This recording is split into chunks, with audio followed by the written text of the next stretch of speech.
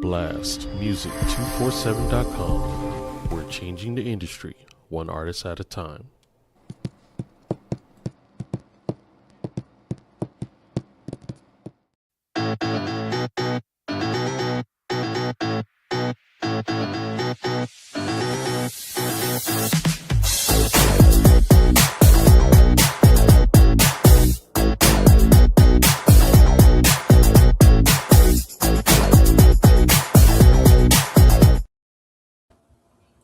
It's me. Look, hey. Hi, friends. Happy Thursday, also known as Friday Eve. Okay, I hope everybody's having a good week.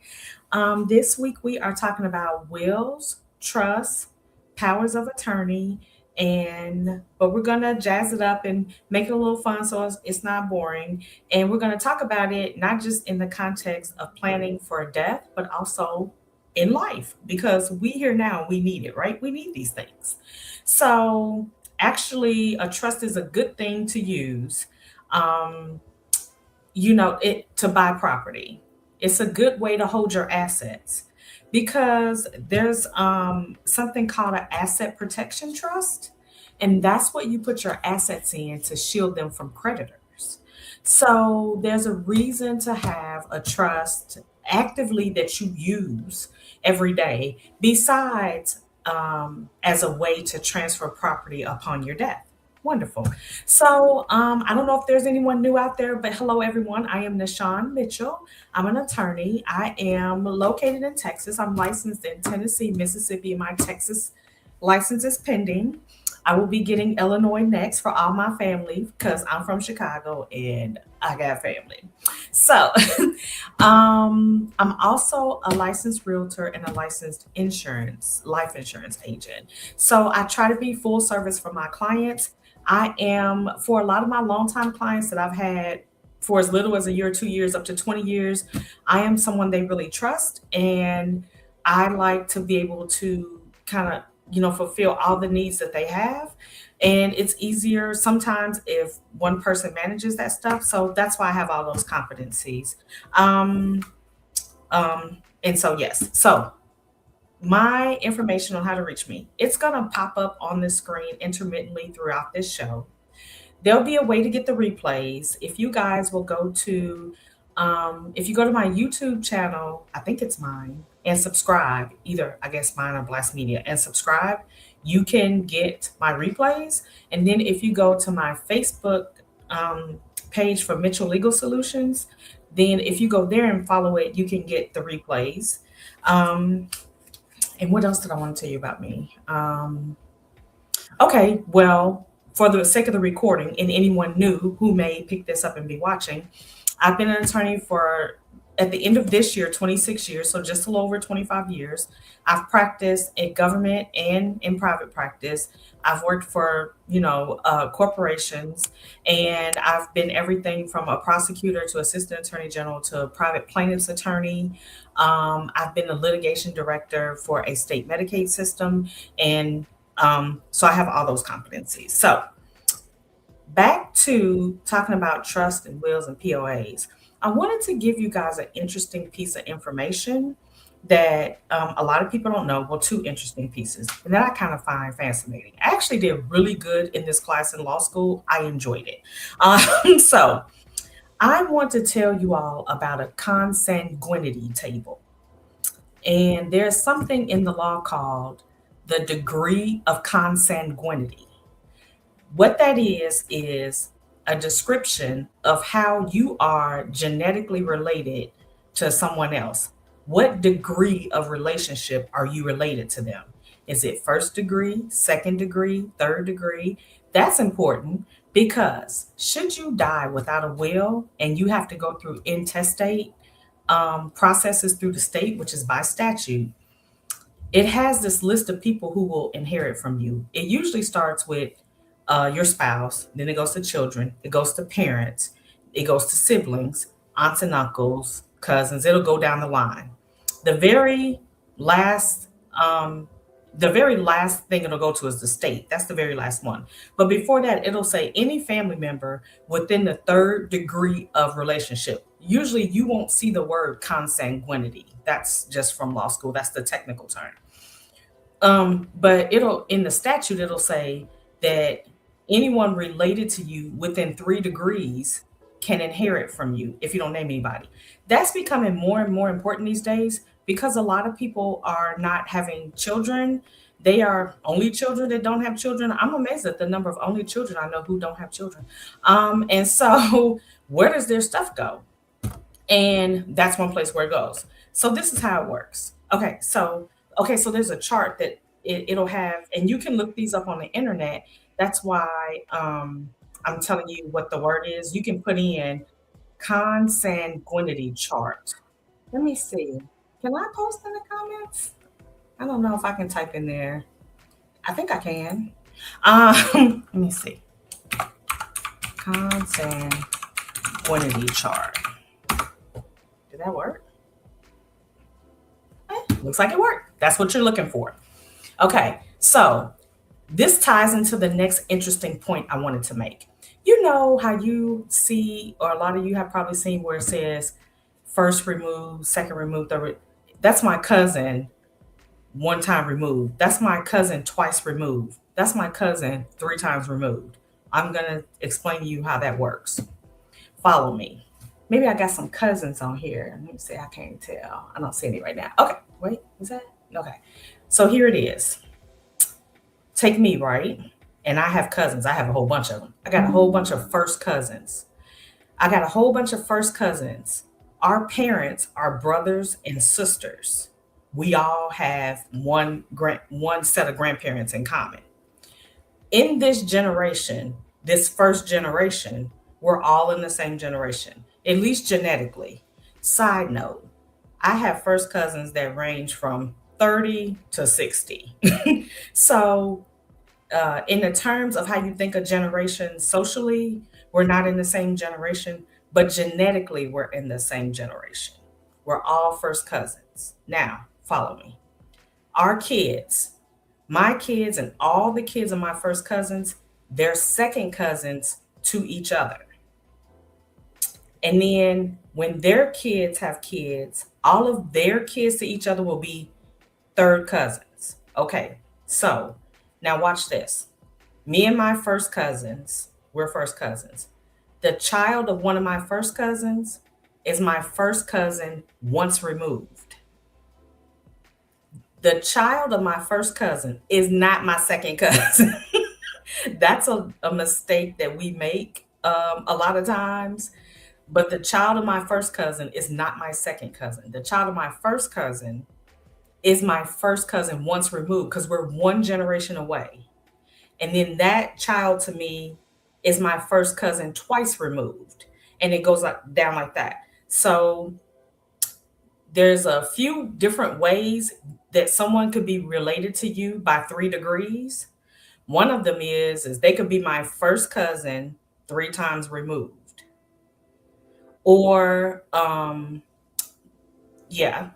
they could be like an aunt that's a great great aunt, right? Because they start to go out, so that consanguinity table though will help you look on the chart and see who would inherit from me if I just don't have a will, right?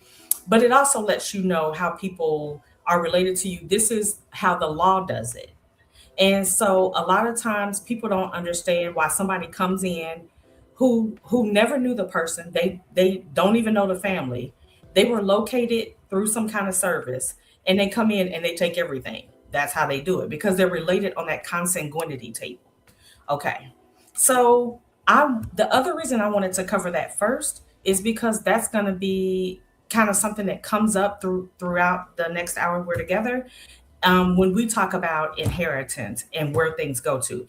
It's another reason why you want to go ahead and decide who you want to leave things to and how you want to do things.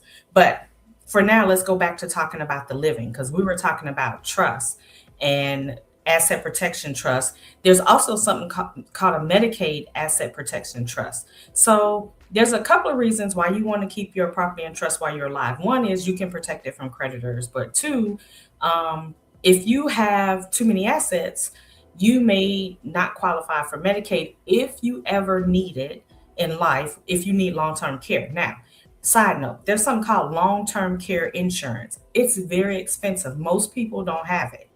And long term care insurance is what would pay for you to be in a nursing home if you ever had to be in a nursing home. Most people don't have it. It's very pricey. And then people need life insurance and other things they need, so they normally don't have long term care insurance. But if you try to qualify for Medicaid and you have too many assets, and too many assets could mean $2,000 in the bank, the bar is very, very, very low to qualify for. To disqualify you for Medicaid. So if you have too many assets, you can't get Medicaid. So you want to start thinking about, if you're of a certain age, you want to start thinking about what you want to do with your assets, because you can set up a trust in a way where it won't be counted for your Medicaid eligibility, and where you may be able to protect it from the Medicaid recovery trust, which they'll try to do when you pass, and then they'll try to get paid back. Um, Now, something to know about, when I said you can protect your assets from creditors if you put them in a trust, now you have to put it in an irrevocable trust. You can't put it in a revocable trust. It has to be a trust that you can't dissolve. And you have to put someone in control of it. The trustee can't be someone you have control over. So the whole thing that makes your assets protected from creditors is because you don't have any control of them. So creditors can come after you, and they can come after anything that you own or control. So if someone gets a judgment against you, and you have a house or a car, a bank account, this and that, blah blah blah, you have all that stuff, they can come after it because you own it. If you have your stuff inside of a trust and you don't own anything, the trust owns it. The trust owns it, then they can't get to it. The trust will own it. The trustee will distribute it to you for your benefit. So, if you do this, of course, it needs to be someone you trust who will distribute your or hold your assets, whatever you want done with them. They'll do it in a way that benefits you. This is a reason why you want to have a personal family lawyer, an attorney who does your estate planning, your estate work, who helps you plan things before you buy a house or buy property, or before you get anything, call your attorney, because they can help structure this. This the main benefit over, because a lot of people say, well, you can get on. Now I'm drawing a blank because I'm on here. The sites you can get on, and they say you can do a will for $199. You can do a trust for $299, whatever, right? That's the main reason you don't want to use those, is because depending on what state you live in and what your very specific needs and wants are, you need somebody who's going to draft exactly what you want and what you need. And a lot of times those services, they might lure you into and say, hey, get a will for $199. And then they have that little button that says talk to our attorneys. You may end up needing an attorney anyway and paying, because nothing in this area is one size fits all. Everything is a unique draft to that family or that person or whatever. So you want to keep that in mind. Now, you want to set up a trust with your assets in it before you ever have a creditor claim. If you try to set up the trust once the creditor is coming after you, that could be considered a fraudulent transfer. So it's kind of like having a car accident and then calling State Farm. No, you had to have had them beforehand. So you want to be thinking about these things in real time now, about how you're going to protect. Everybody. Some people say, I didn't think I had enough for a trust. We're all working hard for whatever we have. So whatever you have, it's worth protecting. And so you want to start thinking about that. And the other thing is what I said about the Medicaid Asset Protection Trust. If you're trying to put your property in a certain place so you can qualify for Medicaid, there's a look back period on that. And at this point, I think it may be 7 years. And so that means at the point you apply for Medicaid, they're going to look back that many number of years and see what assets you had. And whatever you got rid of in that time period, that's not going to count. You had to have gotten rid of it before the look back period when you're applying for Medicaid, if you need help with Medicaid paying for long term care. So You can't, just kind of get old or get older. You need to be in a nursing home because your family can't take care of you. And then you start giving assets away then. That's kind of not, that's for the most part not going to work. There's a look back period and you will have to have done it then. So, in terms of purchasing property, so what you would do is you would generally have a trust set up anyway. You like my trust, I use the same one that I use to say where my property goes when I pass. That's the same trust I use to, like, me and my husband used to buy our house and do different things like that. And the other thing with using a trust is you can stay anonymous a lot of times because the trust is making a purchase. Your trust can buy stock, it can have bank accounts, it can have its own tax ID number and file taxes. So it's a way you can operate and have some anonymity. You can own property and people not know it's you. So that's just something though that you would want to make sure the attorney knows when you are setting that trust up, that you're gonna, want to be buying property and different things like that. And there's also a way to put your business in a trust and run it through there as well. So there's a lot of options, a lot of reasons, a lot of ways you have a trust actively using it right now. Um, so, okay. So, wait a minute. Let me make sure. Let me see if there's questions about that.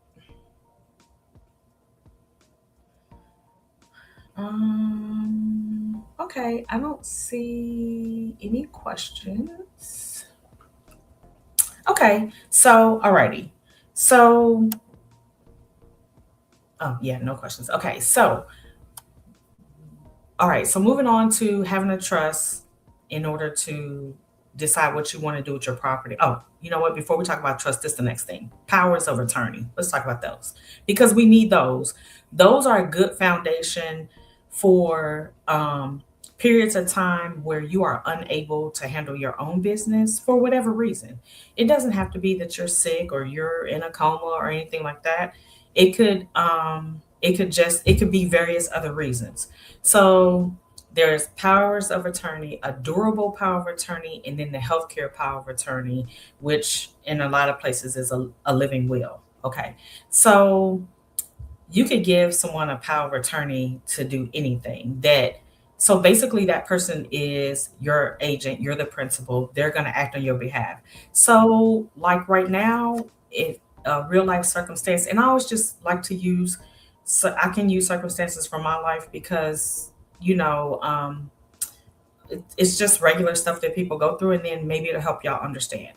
So, if y'all were watching last time, y'all know my dad passed in 2022, and we're still in probate. A reason to have a trust, y'all get a trust. Okay, so we're still in probate. There's a bank account out in California. I'm in Texas. My sister's in Tennessee. One brother's in Illinois. One brother's in Iowa. But everything with daddy is out in California. There's a bank account out there that has $5 in it, and the bank is sweating us. They said you got to come in person and handle it. We got to go in person to close a $5 account. Side note, why is there $5 in it? Because it was one of them credit union. You know how we do. We just put the minimum in to be the member, and then we open it up. So he has this account, has $5 in it. They won't close it over the phone, online. They won't let us send documentation, nothing. We have to go in.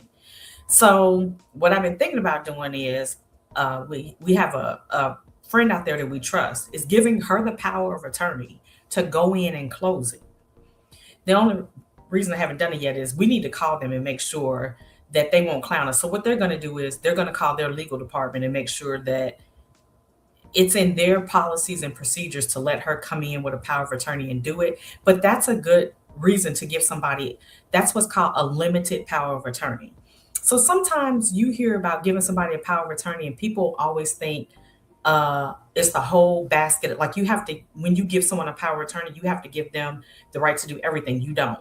You can give someone a limited power of attorney. That's what she would have. You only have this power of attorney for the limited reason of going into this bank and closing this account.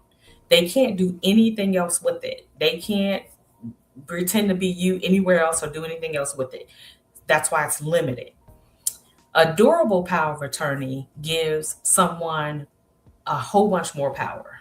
Now, it's the power that you want to give them the way you designate it, but it gives them a lot more. That's why it's durable. It covers everything. It's going to cover banking, your health, your day to day life decisions, stuff. It's going to cover all of that. And so it's durable because it's one power of attorney that's going to cover a lot of different things. But once again, only the different things that you want to let that person do. The power of attorney is going to be ineffective once the person dies. Once the person dies, that's when you need the will or the trust. You can't continue to transact business on the power of attorney once they pass. You need another document. So that's another big thing that I see, and it's a misconception that people have.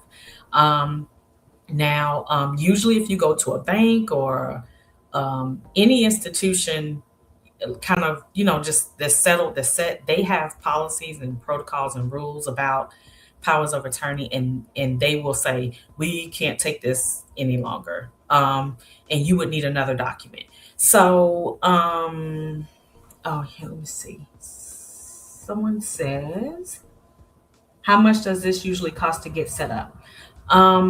Okay, so um, a trust it depends. They can range very much on the low end.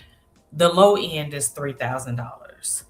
That's really just a single person. I'm 25, 26, 28 years old. But look, a lot of 25, 26, 28 year olds got houses and money, and they got business. They just don't have any children yet. They're not married. They don't have an extensive portfolio. They're single. It can range from that all the way up into, it could be eight, nine, $10,000. That's usually somebody that's married. They got a few kids. They're setting up some special provisions. They want to. Usually, the attorneys that I know they'll charge an extra 2,000 to add in a business, stuff like that. I hover in the 4,500 to $6,000 range, depending on what you need, and that's not the single person that I said was on the low end. Um, I hover around in there, the ones I've been doing just based on what they need. Um, but that's a document that, um, for the most part, the structure of it should last a long time. It's just in the like I said in the last broadcast, you we should meet every 3 years and check on it, or we should meet when you have a life change. For me, I don't charge for changes like in the first year. Like in the first year after we do it, I don't charge to make changes.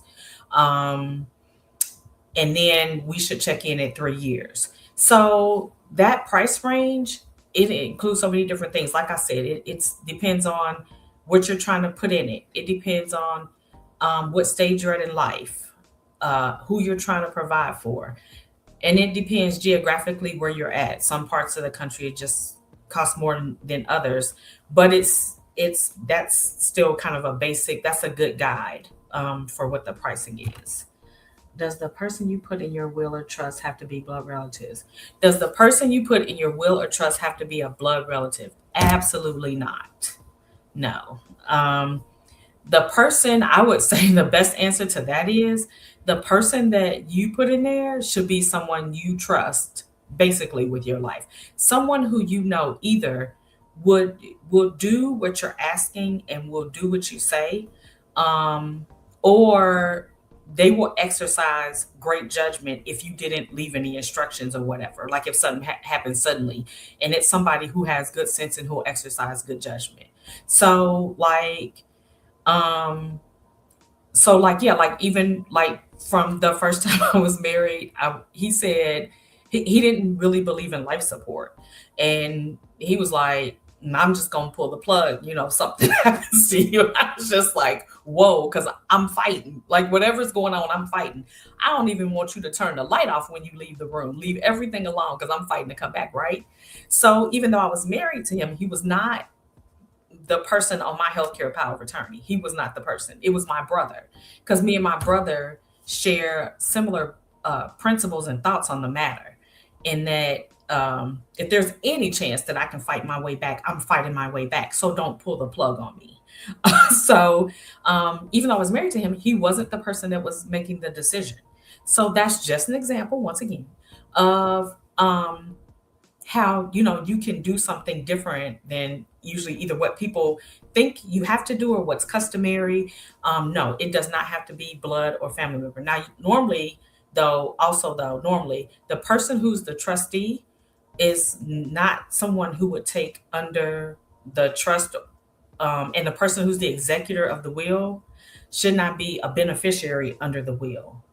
That's something you can talk about with the attorney if you have limited options, because a lot of us only have a few limited options on who we trust that much, right? Who will I trust with these things, or to take my children, or to make sure this stuff is done? We only have a limited number of people.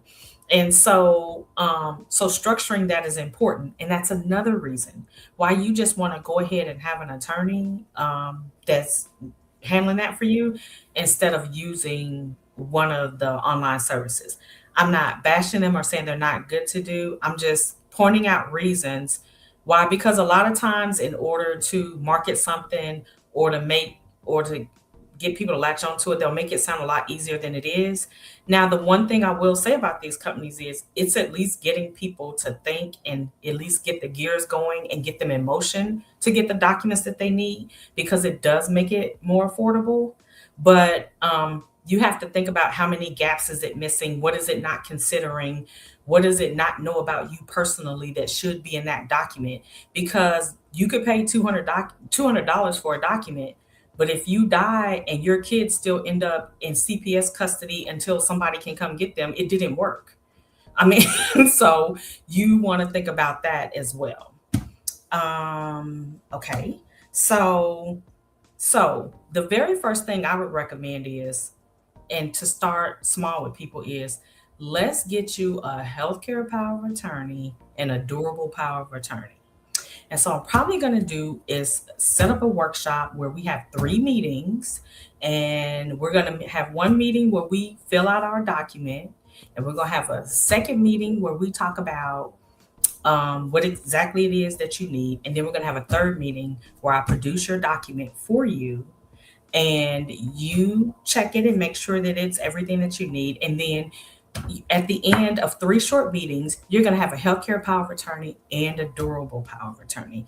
You'll have those 2 things. That workshop to get those 2 documents done is going to be $250. And if you want more information on that, just there's an email address. You can use that email address. That's fine. I actually want to give you, I'm going to put another one. I'm going to put this in here. Legal. Okay. So if you want to do that, then send me that, because I'm going to try to put just like a small little class together.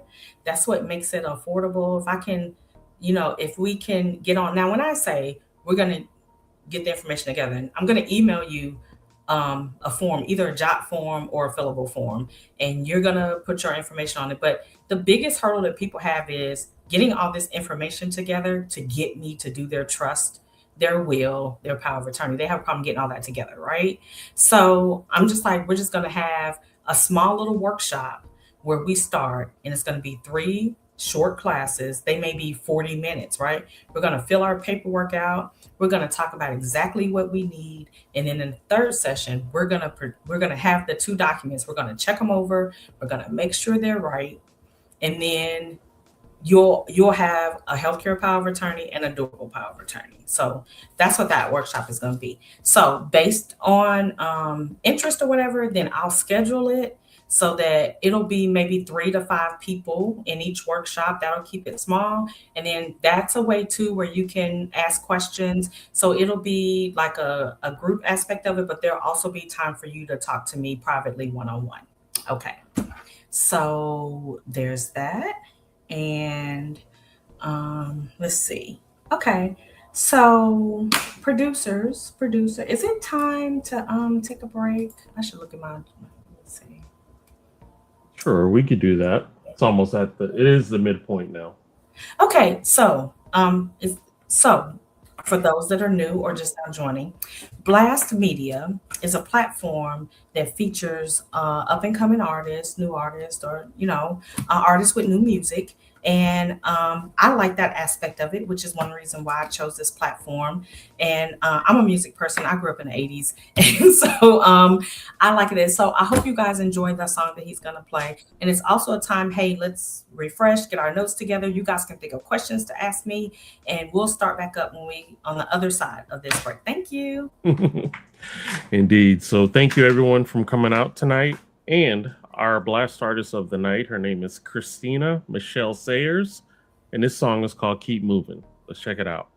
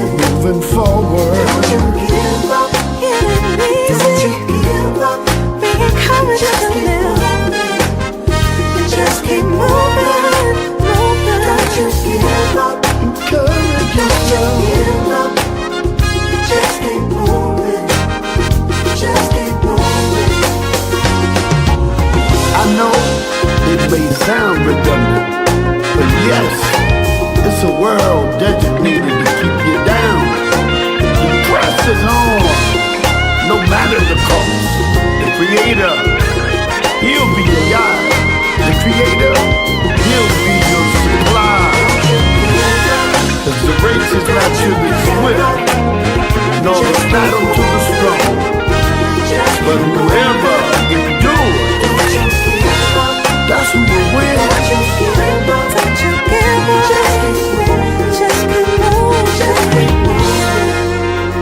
Reach your hand up to the sky. Don't let the pressures take your life. Just keep moving. Just keep moving. Just keep moving. Don't you give up.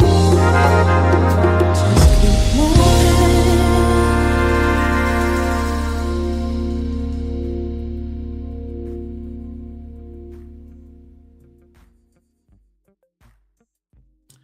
Yes, indeed. And that was Christina Michelle Sayers with Keep Moving.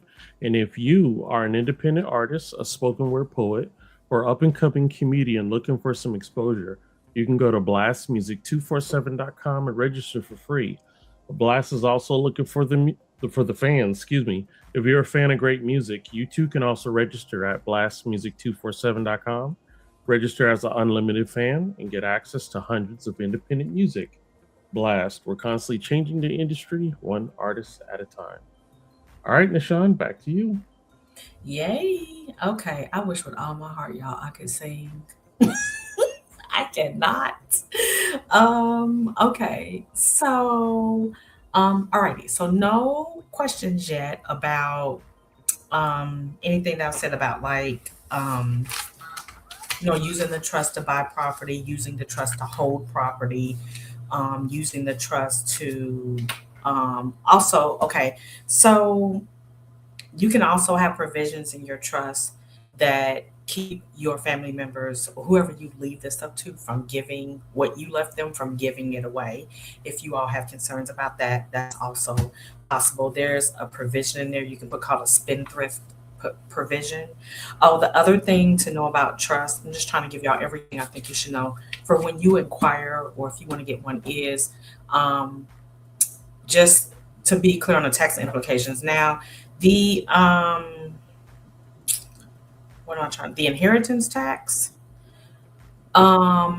is, I believe, like your estate has to be worth more than like $12 million. Most at the federal level. State laws will be different. So another thing, that's another reason too that you would want to, and just depending on how much you're putting in your trust and how much you plan on leaving, because we may not have a lot right now, but sometimes we leave a lot of insurance money and you just want to check on what the tax implications would be. And so you would also want your trust set up in a way where whoever you're leaving it to, there will be no tax implications to them because you want them to have the actual money or the actual asset and not be burdened with a lot of taxes. So while the federal threshold may be really high, you want to check in the state that you're in and see what the state threshold is for any estate assets and money and property that you would leave. Okay, let me see. Let me think. What else I want to tell you about trust? Oh, well, okay. So we haven't really talked about wills. So there's actually a lot of different ways you can do a will. So in some states, they allow you to do what's called a holographic will. That's when you actually handwrite your will out and sign it, and you say, okay, this is my will. You can just handwrite it out. Now, keep in mind, there's some limitations to holographic wills, and that's for a really good reason. So, like in Tennessee, you can't give away real property in a holographic will. Some states say you can't give away more than $1,000 worth of cash in a holographic will. But if you quite literally don't have a lot, or if you are in a situation where you would like to write something down, a lot of states have that provision. So what you can do, and I'm going to put it in here right now, so you holographic. Okay, So what you want to do is you can put holographic will in Tennessee or holographic will in Mississippi. Now that's just this is just some kind of preliminary research that you can do um, before you actually talk to an attorney and see, okay, some states don't even allow it. So first, are you in a state that allows one? And if they do allow one, then what can be in it? So here, let's see. I can look real quick. I'm multitasking over here, y'all. I got a laptop up. Let's see. It's been a minute since I've looked at the Tennessee statute for this one. Let's see if it'll tell me real quick.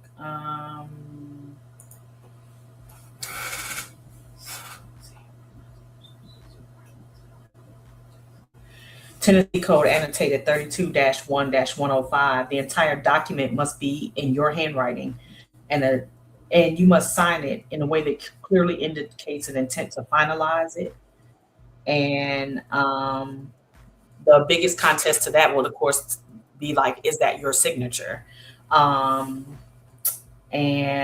let's see. It has to clearly express your desire to give away the things that you're giving away inside the document. You have to say, I'm writing this because I would like to make this my final will and testament. You have to say that it's your final will and testament. And that I'm doing this because I want to give these things away. And you don't have to have any witnesses. You don't have to have any witnesses to you writing the will, but in court, 2 witnesses would have to testify that that's your signature. So, yeah. So what would happen is you'd have this handwritten will, right? And then somebody would find it in your family, and then somebody else would say, that's not them. She would have never wrote that. And it'll end up in court. And then they'll have to prove that's your signature. Another family member might put on testimony that you would have never wanted that because they have something else that you said. They got text messages, they got this and that, all that kind of stuff. And it just a lot of times creates a big mess. So while a holographic will is an option, it's not a good option, right? So the best option is an option where people you don't even give people room to fight. There is no argument. And for the most part, from what I've seen, if there's room for a fight, there's going to be a fight. When you take the fight out of it, then people mostly just have to do what you've already said to do. The other thing I want to point out, because I've seen a couple of, not Facebook, I think I maybe saw them on Instagram, but there's a lady that does posting about wills and estates and trusts. And she told a story about a man and a woman. They were living together. They were not married. She had some grown children, but they were young grown, like 21, 23. She had some children. So it was her house. She owned the house. He moved in with her and was living there with her. So something happens, like there's a car accident or something. She passes. He goes into court and makes the argument to the judge that she told him that she wanted him to have that house, and that because he had been living there and paying rent and helping upkeep the house, he was entitled to the house. And the long and the short of it is, after she told this story, the kids, of course, had to put up a fight. But imagine you're 21 or 23-year-old, having to figure out how to do all this, right? The kids, have to get a lawyer. They have to go to court. They have to fight to get the house, the doors that they were expecting to be theirs, except for this man, this boyfriend, put a fight up and actually had a real chance of getting it. So at the end of the day, I believe the kids ended up with it, but at what cost to them? And I'll tell you about another close family member that I know. Her father passed, and he didn't leave anything. He had 2 children, 2 different mothers, but at the time he passed, they were very grown, like in their 40s.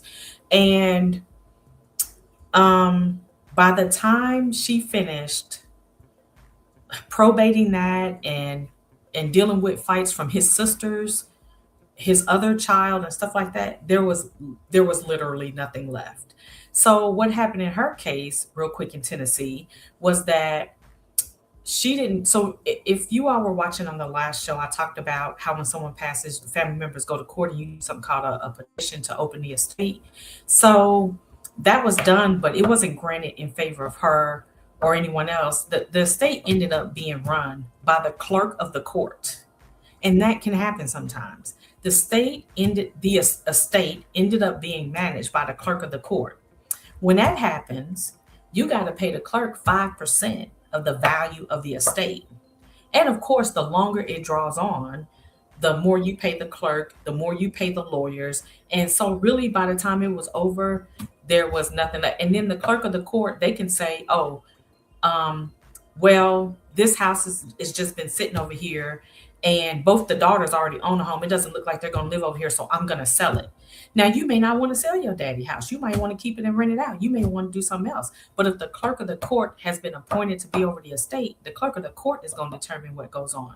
So there are instances when if you have a will and it ends up, well, it's going to end up in probate. The only question is how much fighting is going to happen. But it could, if there's too much fighting and the judges don't want to be bothered, he's going to put a disinterested third person over that estate. It could be the clerk of the court, or it could be some other in the community, like a local attorney or CPA or somebody who has been a trusted trustee before for the court, and the court will appoint that person over your family heirlooms. They're going to get to tell you if you get your family picture book. They're going to get to tell you if you get to keep your mama's jewelry. They're going to get to tell you all that kind of stuff. That's another reason why a will is not ideal, because it's definitely got to go to probate in order to be put into effect. And then because we all got people in our family who don't have good sense. Come on now. Look, as my little sweet daughter like to do, look, we all got people in our family that don't have good sense. When they come a knocking and they want to come fighting about something that was never there, it was never even be theirs. It's these ancillary people that come up and they want something that was never theirs. And the fight is real.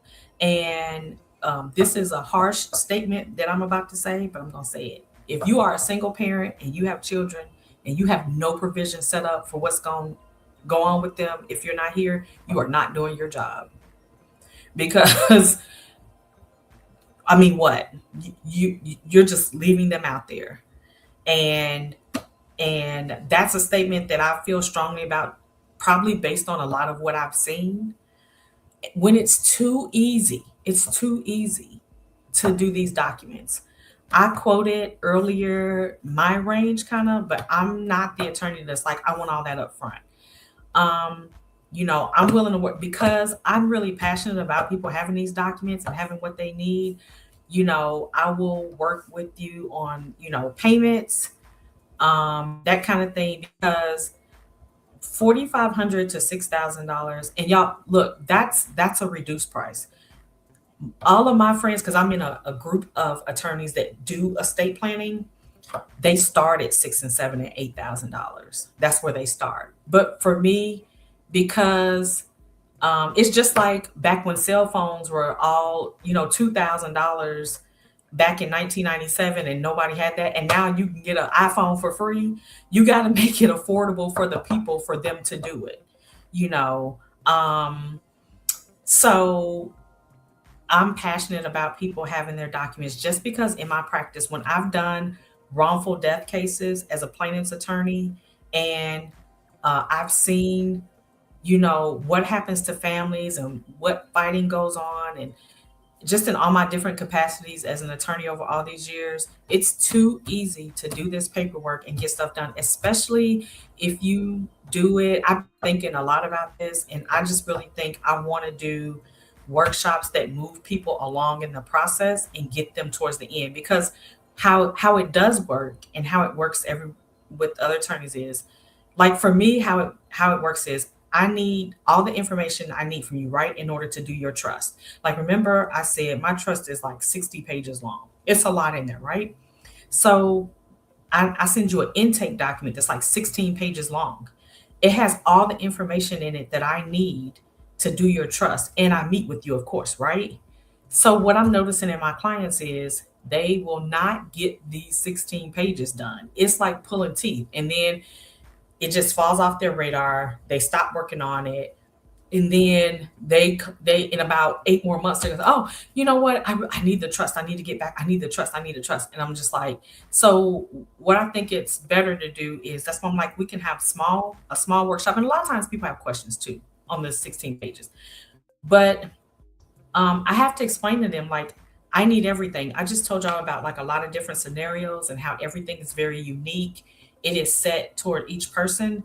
And so I need all of that information so I can make a trust for you. The trust that works for me may not work for you.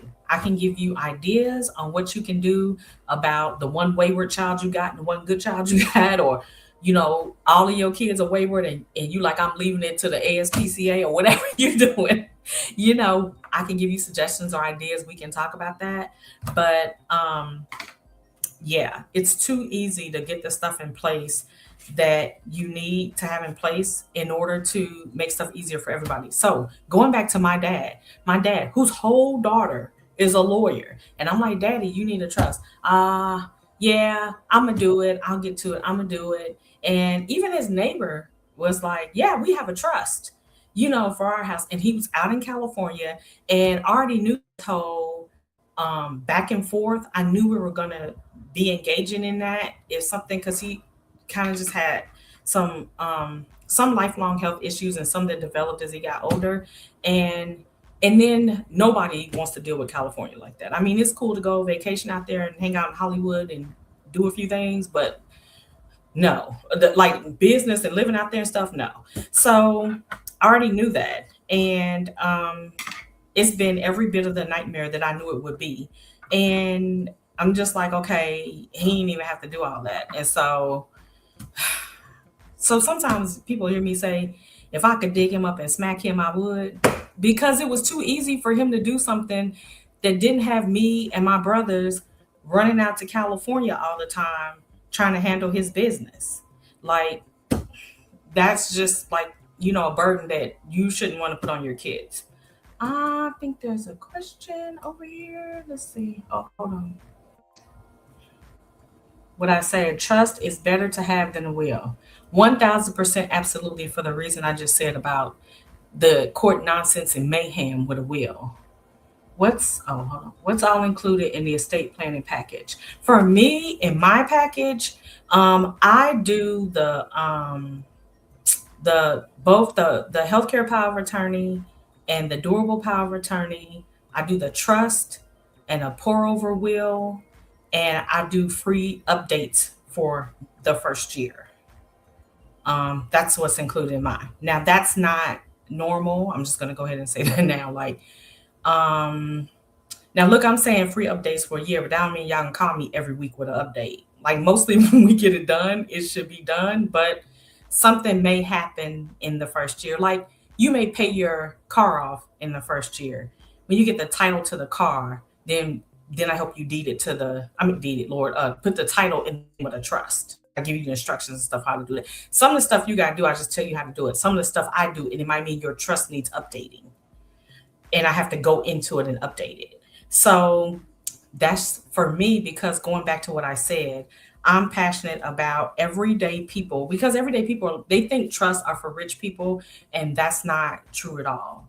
If anybody needs it more, it's, you know, middle class, lower middle class. It's those people, because our families can't afford lawyers to go to court to try to keep the house that I grew up in, or keep the house that was my mother's that should be ours from the boyfriend who was living there and now thinks he should own it. You know, if anybody needs it, it's us. But to that point of rich people, there's a lot of tips we should take from rich people. Now, when I have my episode on divorce and custody and child support, I think that's March 19th.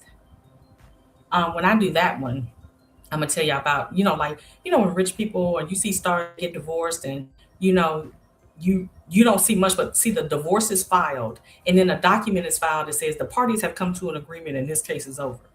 You too can do that. So we're going to talk about that then, but this is the rich people tip this week. So you see, you know, the rich kids and the rich people, all kind of stuff, like what they're doing. They have their stuff in a trust. A lot of times their stuff is in a trust, and they don't have access to it. It's divvied out to them. Now, sometimes you'll hear whoever was running their money absconded with it, stole some of it, took it, blah, blah, blah, this, that, and the other. And now they don't have their money. They had a trustee they couldn't trust. But in terms of making themselves judgment proof or not having access to a lot of assets, now look, a lot of them don't do it, but the smart ones do it. The biggest, probably most popular one to think about is the Kennedys, right? All that is trust. That's trust money, and everything is on the house in Hyannisport and all that kind of stuff, right? So that's how the stuff is owned by trust, not one individual family member, but the trust owns it for the benefit of who?